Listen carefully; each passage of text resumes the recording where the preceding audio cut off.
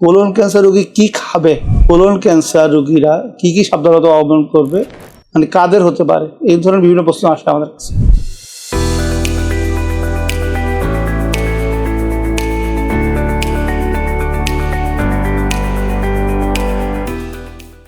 আমাদের দেশে যে কয়টা কমন ক্যান্সার আছে, কোলন ক্যান্সার খুবই কমন।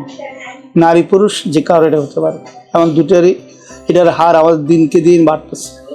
কেন বাড়তেছে আমাদেরকে রোগীরা জিজ্ঞেস করে, এটা আমি ওই দিকে আজকে না গেলাম, কিন্তু কোলন ক্যান্সার রোগীরা কী কী সাবধানতা অবলম্বন করবে বা কিভাবে এটা থেকে বাঁচা যায়, মানে কাদের হতে পারে, এই ধরনের বিভিন্ন প্রশ্ন আসে আমাদের কাছে। মূল কথা হলো, কোলন ক্যান্সার রোগী ভয় পাওয়ার কিছু না। কোলন বা রেকটাম যে ক্যান্সার, প্রাথমিক অবস্থায় যদি ট্রিটমেন্ট করা যায়, এই রোগী বেঁচে যায় এবং সুস্থ থাকে, বহুদিন বেঁচে থাকে, স্বাভাবিক মানুষের মতো জীবনযাপন করতে পারে।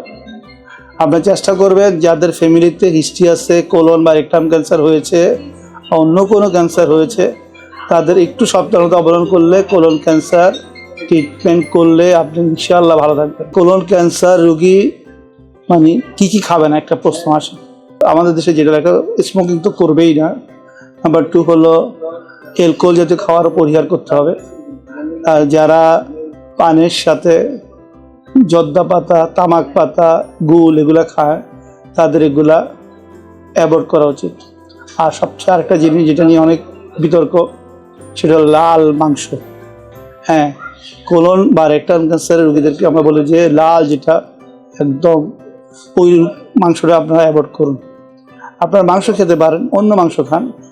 হ্যাঁ, তাই কি গরু মাংস খাবেন না? না, গরু মাংস খেতে পারেন, সেদ্ধ করে খেতে পারেন।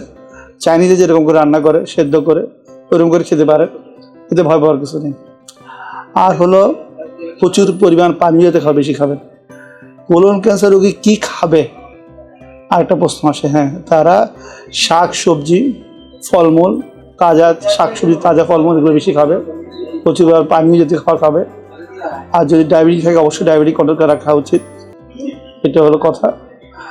আর হলো যদি কোলন ক্যান্সার হয়ে যায় তো দেরি করতে নাই, যত তাড়াতাড়ি পারেন একজন অনকোলজিস্ট, ভালো একজন ক্যান্সার ডাক্তারের শরণাপন্ন হন এবং প্ল্যান মতো আগালে ইনশাআল্লাহ আপনি সুস্থ হয়ে ভালো থাকবেন। ভয় পাওয়ার কিছুটা, আমরা আপনাদের সাথে ছিলাম, আছি, ইনশাআল্লাহ থাকবো। ধন্যবাদ। আবার দেখা হবে নতুন কোনো বিষয় নিয়ে।